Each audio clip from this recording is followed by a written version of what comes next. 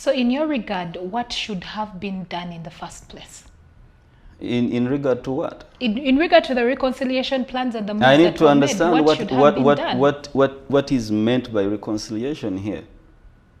I need to understand why we think we are not united. At a political level, a leadership level, we shall always have all these different words because the Constitution provides for that. So what do you call reconciliation? Is it all of us coming together to form one body? Or we just need one supreme? Because I would advocate that we have a joint Sunni Muslim council. Maybe here all of us can meet and have our voices united, but each group stays where they are. Islam does not mandate you to belong to a specific group. And it is clear in all the Islamic literature and scholarly work.